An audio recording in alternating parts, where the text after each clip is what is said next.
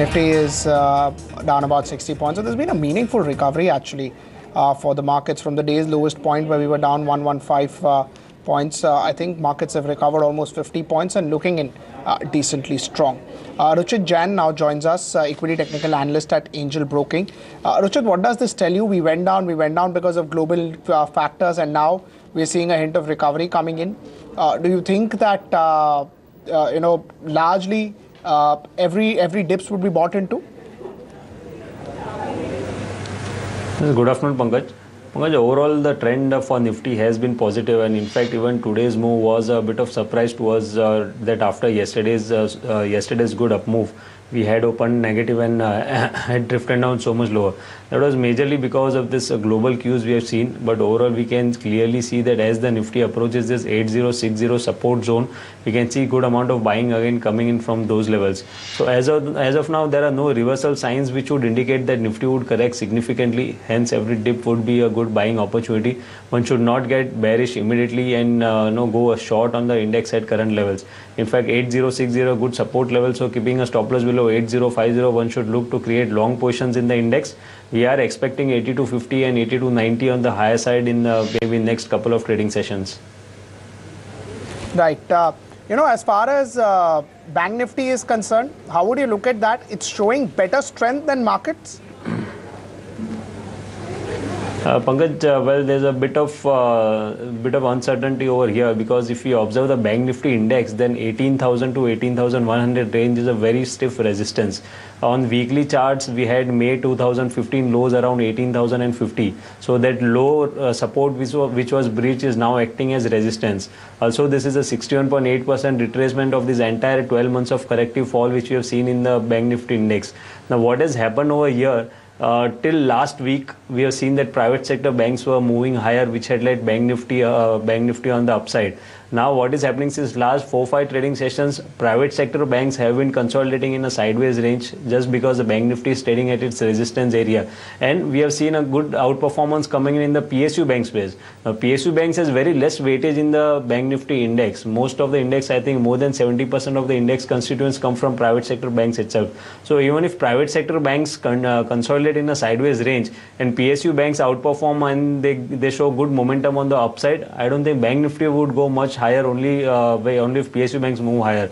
So I think this trend would continue in short term. I'm not expecting any major upside momentum to come in again in the private sector bank space on immediate basis, but PSU banks would continue to outperform as they have been showing strength in last few trading sessions. So if one is looking to trade in the banking sector front rather than trading in the index, which is very close to the resistance level of 18,000, 18,100, one should go stock specific trades and prefer to go long in the PSU banking space. Right. PSU banks have already done well. So let's start with SBI. Do you think the trend over there is looking extremely positive? Every dip is being bought into? Yes, Pankaj, overall the strength in SBI is there. Specifically, if I take the overall PSU banks basket as a whole, then we can observe that usually when the results used to come in the PSU banking space, due to high NPA numbers, the stocks used to correct on the negative side since last 4-5, in fact last more than 4-5 quarters. What has happened in this last quarter, after the results were out, in spite of the NPAs being high, what the fundamental analysts have been saying, the prices have not reacted negatively. And that's what is leading to this up move now. Now the prices have not reacting negatively on the negative news is in fact a positive sign that the supply is not coming in over here. So what is happening right now is a sideways consolidation phase is going on. The volumes are coming in again in this. So after a fall, whenever such sideways consolidation phase comes and volumes comes in, so that's usually known as accumulation phase. So the long-term investors seem to be accumulating these stocks over here. On immediate basis for short-term trading, if anyone wants to look, then I won't prefer bet on SBI right now. Although the structure looks quite positive, the trend has changed since high top, high bottom formation is now in place in the SBI. But on weekly chart, some resistances are coming around 218, 220 range. So SBI should be bought on every dips. Around 195, there's a strong support base which has been created in this stock, and I don't think that SBI would go much below this 195 range now in short term. So any dips, if the stock comes up to 195, one should use this as a buying opportunity. Right, but after the recent run-up from these levels, you don't advise buying around 216? No, I won't recommend buying around 216 because there is a bearish harmonic pattern formation on the weekly charts. We also have weekly 89 EMA around 220 and May 2015 lows, which September 2015 lows around 220, which was earlier support, could now act as a resistances. So 218, 220 is a resistance zone. So if we go long over here, then definitely risk reward ratio won't be favorable. The upside could be capped in SBI. So I think wait for some dips to again enter into this stock. Right. You know what you mentioned about NPAs and what essentially SBI has reacted. Similar would be true for PNB as well, right? From 60 to about 92. Yeah, most of the stocks have reacted that way, and that's why we have seen this measure of the short covering rally coming in PNB, Bank of India, or say Union Bank and all those stocks. So I think this positive momentum would continue. But if we really look at the stocks or the on the basis of the volumes where fresh buying is coming in the PSU bank space, then the preferred pick among this space on dips would be SBI, Bank of Baroda, and Union Bank. Union Bank specifically has formed a double bottom pattern and an inverted head and shoulders breakout it is given, which is a reversal sign. So I think already a good amount of bottom has been made in this space. So if we go preference wise, SBI would be the top preferred pick in this sector, followed by Bank of Baroda and Union Bank in this one. Right. How would you look at something like a SKS Microfinance? Really been resilient to any fall in the market? It's not a trading bet to go long on SKS Map, but definitely if one is looking from a long-term perspective, then the stock is definitely looking quite good. If you observe the weekly or the monthly charts, then the stock had quite a stiff resistance around 585, which was breached a couple of months back. So now I think 585, the base has been formed. This would act as a crucial support for the stock. So if the stock corrects up to 585, I think again from medium to long-term perspective, it would be a good opportunity to enter into the stock. Right. IGL 613, is it a buy? This stock has been forming higher top, higher bottom formation, and recently last couple of days we have seen some good amounts of volumes also coming in with the stock reaching its all-time high level. So that's a positive sign that stock is going higher and the volumes are increasing, means as the trend is strengthening over here. So I think IGL could be bought even at current levels. 584, the strong support has been formed in this stock, so keeping stop loss below those levels, I think on the high side the stock has potential to go up to 640 and even beyond that. Right. As far as something like a GAIL is concerned, how is that looking? It's not as good as IGL, but both of them started their move together about 5-6 months back. Yes, even GAIL is showing good strength, but generally we see that there's a lot of mass participation in GAIL, and liquidity is comparatively less in IGL, and that's why this IGL tends to remain more volatile than GAIL. So I think GAIL would also continue to move higher. We are looking for a target of 400, 405 in this stock. So IGL, the move has already been shown in last 2-3 days. Some move has already been gone. So I think GAIL provides a better opportunity than IGL to go long at current levels. 360, 365 should be kept as a stop loss, since that's a strong support zone for the stock. And on the higher side, 400, 405 should be expected in next 1 month. Right. Ruchit, how would you look at Maruti from here on? 3% decline. It's maybe got to do with what happened to yen today, but Maruti is something that you would look at? It won't be that positive at current levels, because the stock has retraced much of its previous losses, which were there, much of previous downside momentum which came. And now 4200, 4220 is the resistance zone from where again we will see some sort of correction coming in. And today, if we observe specifically today's trading session, then comparatively volumes are also a bit higher when stock is going down. So there could be some sort of profit booking coming in the stock. 3900, 3950 would be the range. I think the stock should correct up to those levels. Right, Ruchit. Ruchit, just stay on with us. We're taking a break. We're coming back in 2 minutes, about 14 minutes remaining for market close. Markets seem to have stabilized from the fall that we had seen in the morning, but still down 60-70 points.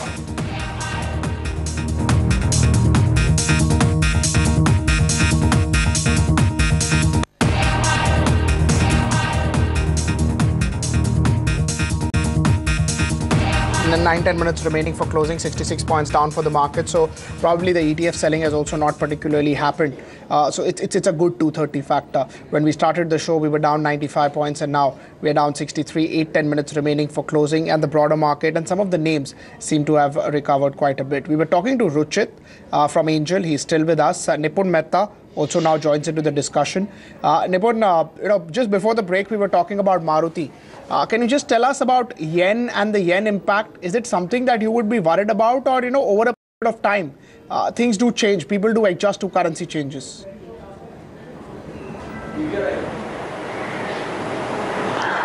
Well, good afternoon, Pankaj. I think when you're looking at currency impact that is there on certain companies, obviously whenever there are significant imports coming in, it impairs their sort of bottom line straight away. If there is significant currency movement that happens in a short time, and if the company is not properly hedged. And this kind of a hedging becomes difficult when you've seen these kind of sharp movements, particularly in the yen, over a reasonably short period of time. But I think, as we heard the management of the company saying, that in a way they're de-risking the business through reducing yen-related imports. I think that's something that's standard for virtually all companies where there is dependence on a particular currency, and it's very difficult to hedge that extent of the overall imports or exports that might be there, and if they're exposed to currency movements, either of through whether it is through imports or exports, it's always going to be a de-risking environment that they need to be open to. In this case, like we've heard the management say, they would obviously want to reduce yen-related imports. I'm sure when you look at a lot of the other companies which are largely dependent on a particular currency, they would be doing the same. So I'm not too worried about it. I think markets do overreact whenever there are these short-term currency movements that happen. But I'm not really too worried about a longer-term impact. There could be a shorter-term impact that could be there, but typically large companies like Maruti or any of the other larger ones that are so severely exposed to currency movements would typically do a course correction and ensure that there is no repetitive losses that could come on currency or otherwise. So, like I said, I'm not really too worried about this kind of currency movement damaging P&L for companies like Maruti or otherwise in the long term. So, something like a Maruti, as you just said, that, they may increase the localization, they may try to, reduce their import over a period of time. It's always a process. So maybe 1 quarter here and there we may see an impact, but after that they would adjust to these changes?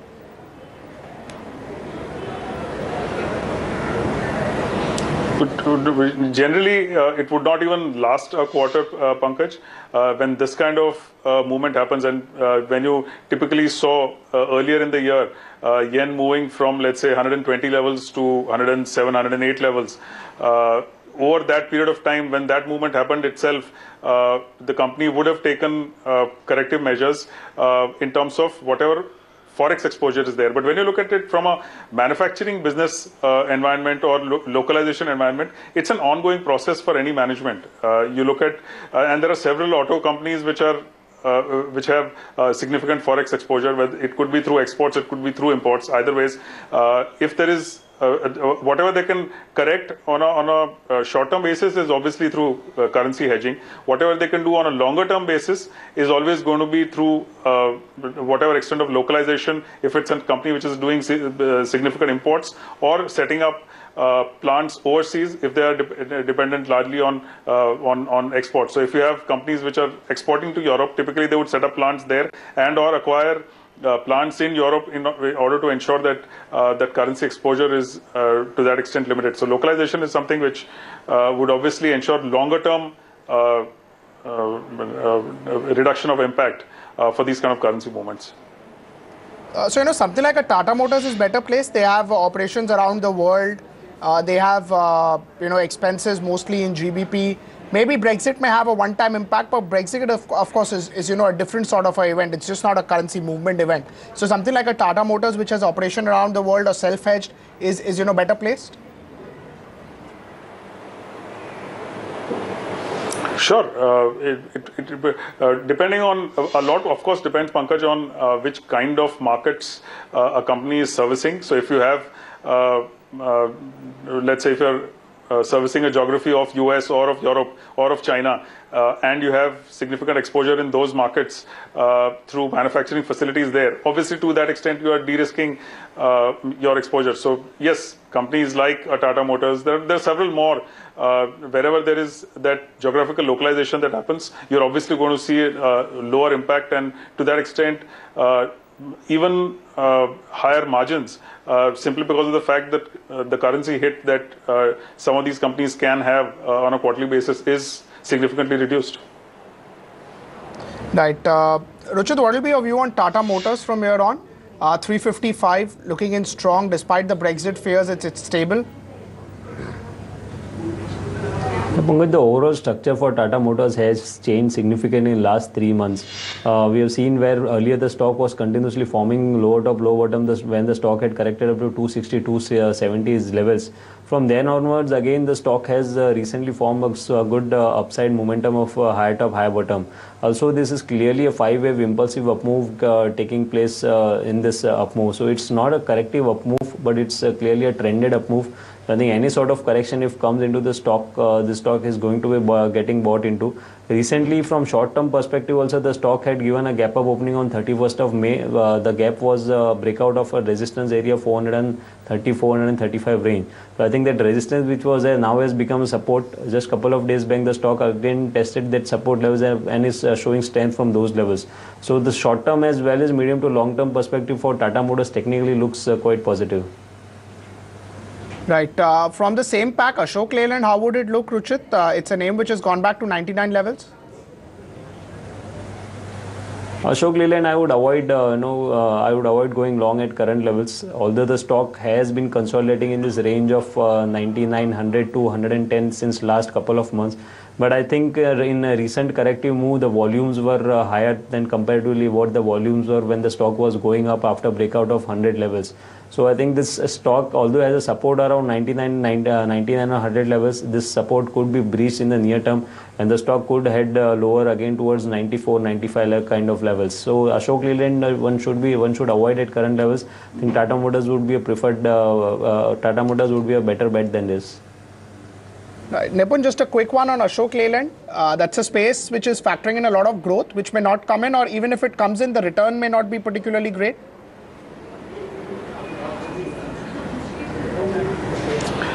Well, without talking specifically about a company, I think when you're seeing commercial vehicles, they've seen, if you analyze the figures over the last few months, there has been traction for sure in terms of offtake, in terms of sales. When one looks at it from a capex point of view, really it still hasn't shown up, or correspondingly you're not seeing the same kind of capex really happening by the private sector. So I think the impact, this impact that you've seen is typically out of the kind of government spending that has been there on infrastructure. That's had that kind of a positive impact. As and when the private sector capex kicks in, the kind of impact it could have on, positive impact it could have on commercial vehicles is significantly higher. So I think it's had a limited impact on commercial vehicle sales, to whatever extent the positive government spending has had. So when you look at it from a, let's say, a 3 to 4 quarter point of view, and the gradual private sector spending or capex that could happen, you're likely to see far more improved top-line growth for most of commercial vehicles space in its entirety, at least as far as the domestic markets are concerned. I think in the global markets, one has still to see that kind of traction, but at least in the domestic markets, you're likely to see traction coming in for commercial vehicles over a period of time. Just stay on, Ruchit, just stay on with me. About half a minute remaining for markets to close. 72 points down. We should get the closing bell anytime. Tech Mahindra down 1.5%. HCL Tech down about 1%. Maruti down 3%. BPCL flat with a positive bias. Dr. Reddy's is down 1.3%. Kotak Mahindra Bank down 1.6%. M&M 1342. That's the closing bell. 73 points down, 74 points down rather on a provisional basis. We should get the adjusted closing in just a bit. Lupin 1 rupee higher, Wipro about 2.5 rupees higher, TCS 2 rupees on the higher side. Asian Paints did well, 1005. Ultratech down 2%, 73 rupees decline. Bajaj Auto down 1.2%. Hero MotoCorp down 1.6, 3015. Grasim down about 0.5%, 4292. Bosch 129 rupees decline, 21,700. SBI down about 1 rupee or so, 215. Hindalco was down about 3%. It was up about 3% at 192. M&M was down about close to 1% or so. Close to 1 lakh shares in terms of volume what was traded, but we look at the other top losers, and if you look at the top loser, Bharti Infratel was the top loser second day in a row. Let's just pull up Bharti Infratel. It was down 4.6%. It was the top loser, followed by ICICI Bank, which was down 3.5%, 239. So Bharti Infratel, there you go. 5% decline, was the top loser yesterday as well. ICICI Bank down 3.5%. It went ex-dividend by 5 rupees, but there was another 4 rupees decline. Maruti down about 3%, 4,080 rupees for Maruti. Ultratech was down about 2% or so, 3,290 levels. Ambuja Cement was up about 1.7%, down about 1.7%, 234 for Ambuja Cement. IndusInd Bank was down about 2% at about 1,100 levels. These were some of the other losers on the Nifty pack. Tech Mahindra was down 1.6, Kotak Bank was down 1.6, Bharati was down about 1.5%. As far as gainers are concerned, so Hindalco went to a new year high. It's at a 52-week high, 119 for Hindalco, 2.8% on the higher side. GAIL up 1%, 382 for GAIL. Eicher Motors up about 1% or so. Asian Paints did well. It was up 1%, 1006. Adani Ports was up to 0.7, about 208, and HUL was about 0.5% on the gaining side. As far as some of the broader market space is concerned, so PSU banks did well, even from the mid-cap pack. So let's pull up a Allahabad Bank, a Syndicate Bank, a State Bank of Bikaner in Jaipur, State Bank of Kaur. All these banks did particularly well. PSU Bank, especially mid-cap side, particularly saw a lot of interest. SBBJ, of course, was up 20% yesterday as well. Bank also did particularly well. That was one name that did well. Parag Milk Food was up about 11% at about 256.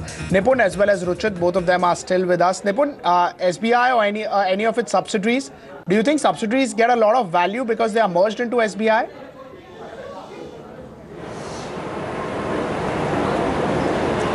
Well, I think the run-up that you're seeing in the subsidiaries is clearly because of valuation differential that is there on the price to book, price to adjusted book. And I think the market probably perceives that the price to book that you have for SBI is what might be the exchange ratio that you might see for the subsidiaries.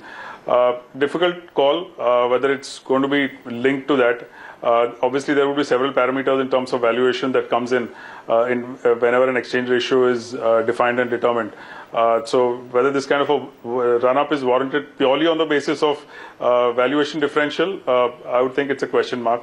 But in terms of the overall benefits to shareholders, I think clearly when you look at the kind of higher valuation that SBI is at, or being a part of or being a shareholder of a significantly larger entity which has close to about 35% of the banking space, 30 to 35% of the Indian banking space, definitely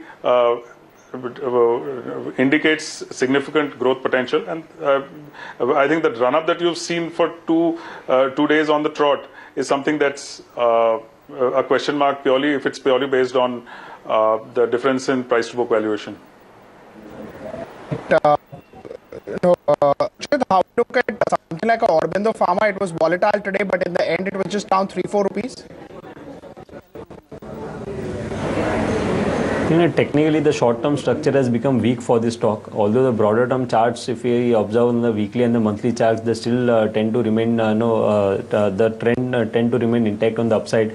But in near term, I think the stock has potential to correct up to 670, 680 range. So one should not do any kind of bottom fishing at current levels. Let some more correction comes up to 670, 680. I think those would be ideal level to get into the stock again. Right. Ruchit, as far as some of the names like L&T, BHEL are concerned, any view? BHEL, of course, you had told us it will remain in this range, but L&T, has it gone past your range and would you be a buyer? I won't be looking to buying at current levels. On the higher side, the stock has resistance around 1550, so that is about 3-4% higher, 3-4% upside from current levels. The entire previous corrective move, which came from about 1865 to 1000 levels, 61.8% retracement, and some previous other resistances are coming around 1550. So we are expecting about 3-4% up move in very short term in this stock, but definitely that's not the kind of upside momentum that would like to catch from current levels. In case after this up move, after testing 1540, which 1550, which is a resistance zone, the stock again corrects and comes up to 1400. I think those would be good levels to get into the stock. And BHEL, as even I had said last time, that the stock is now in a consolidation mode and it continues to remain in that sideways range. So I'm not expecting major upside from current levels, neither downside from current levels. Right. Ruchit, thank you so much for taking out time for us. Hope to see you again quite soon. Nipun, how would you look into names like L&T? Do you think that